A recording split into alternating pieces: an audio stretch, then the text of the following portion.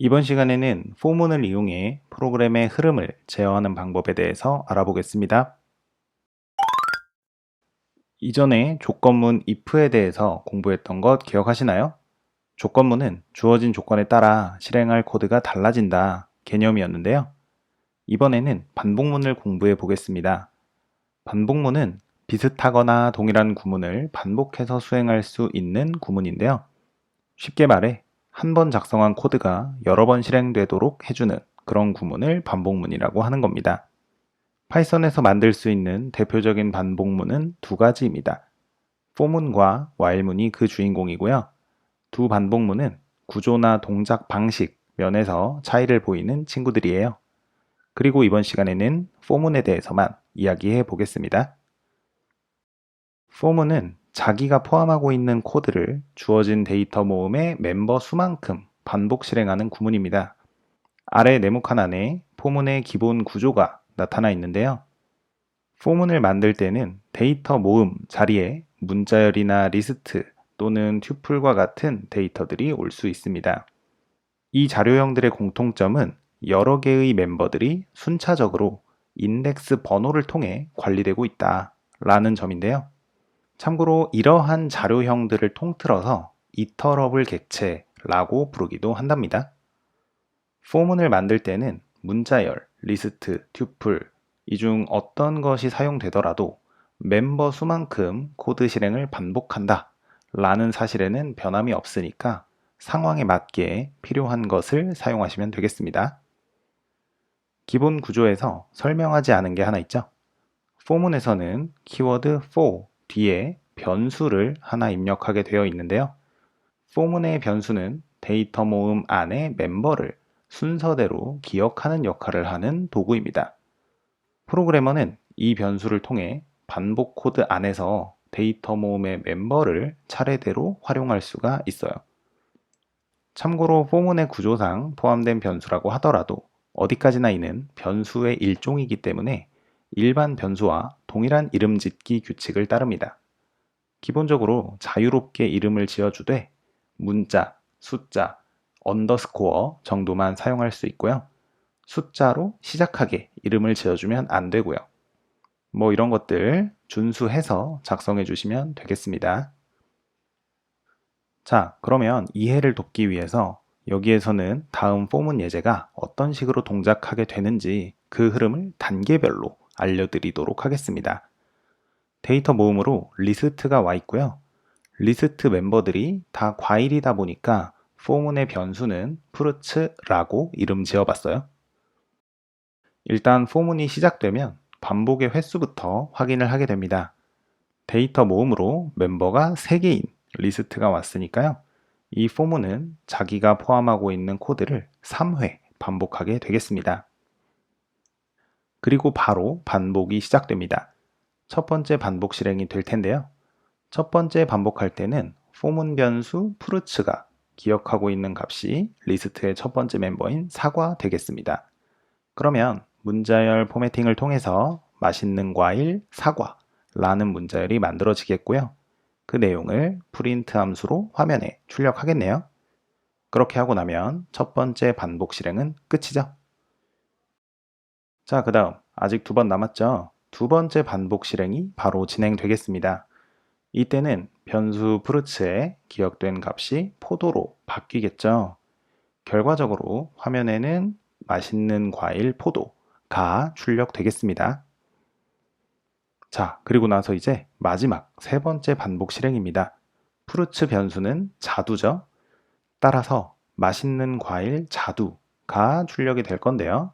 그러고 나면 이제 반복 실행 3회가 모두 끝이 난 거잖아요.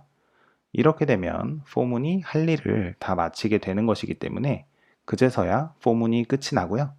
드디어 프로그램의 흐름은 포문 다음에 있는 코드로 넘어가게 되겠습니다.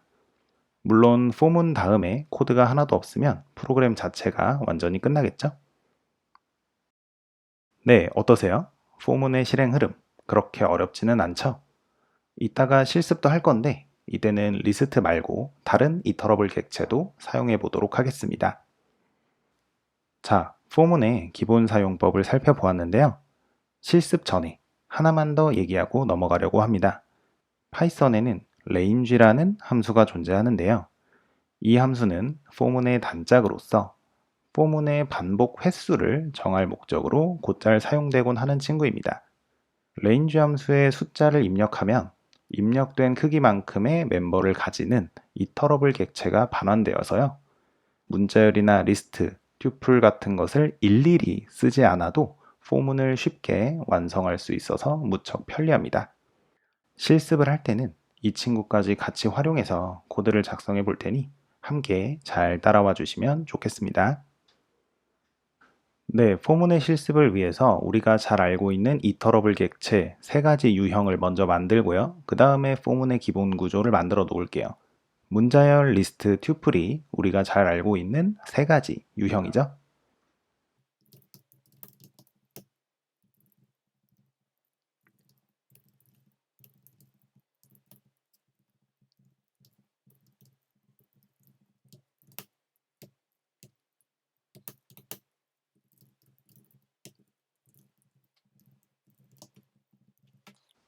네, 일단 문자열, 리스트, 튜플 하나씩 만들어 놓고요. 포문을 기본 형태만 만들어 놓았습니다. 일단 포문의 변수는 i라고 했는데요. i는 아무 의미도 없이 그냥 알파벳 하나 써놓은 거고요.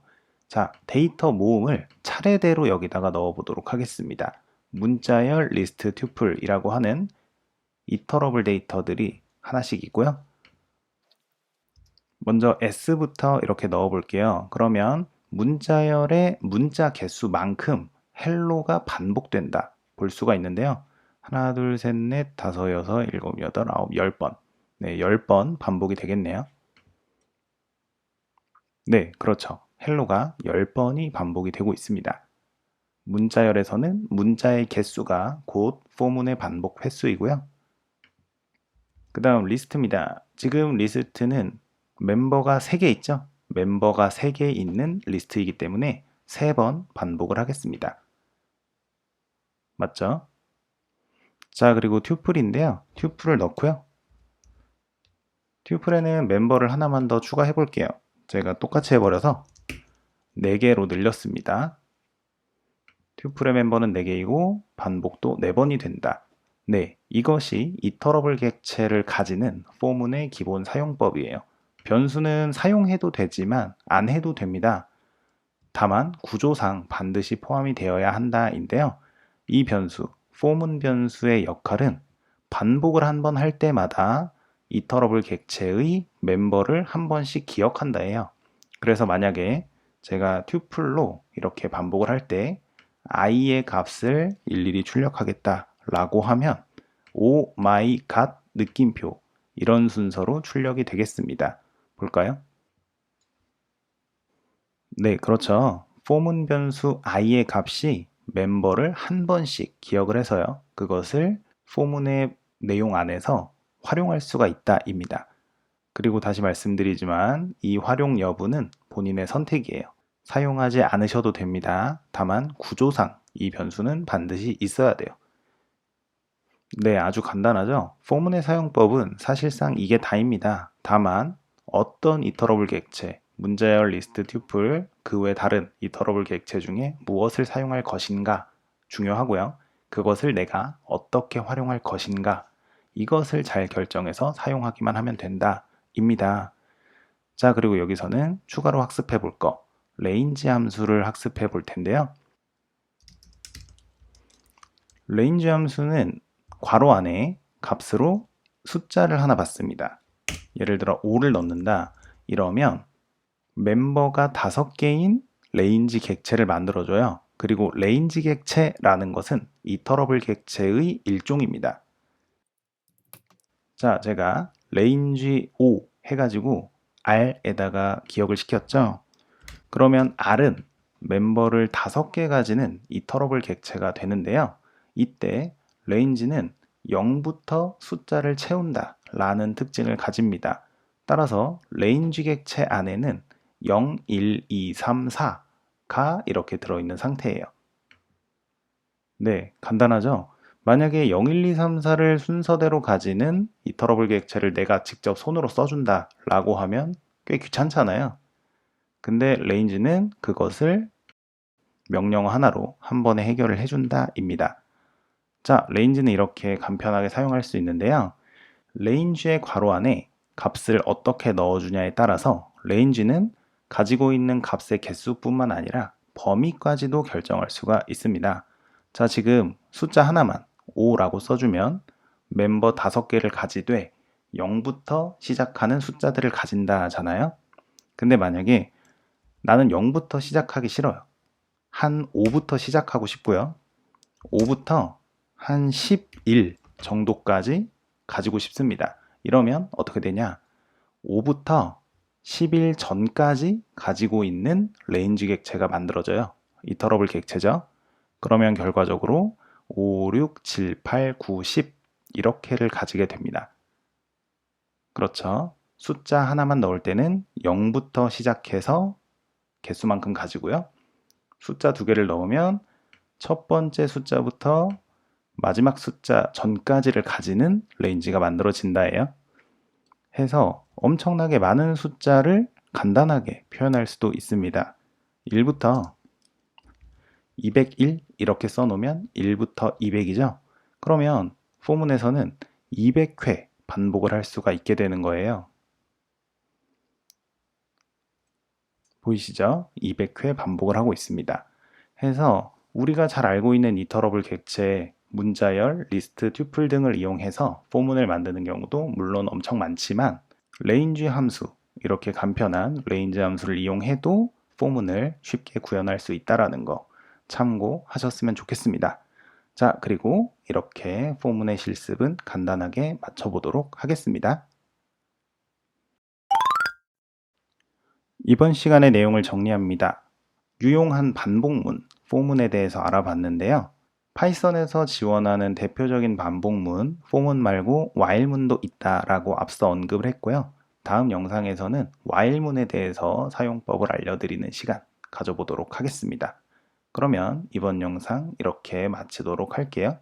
수고하셨습니다.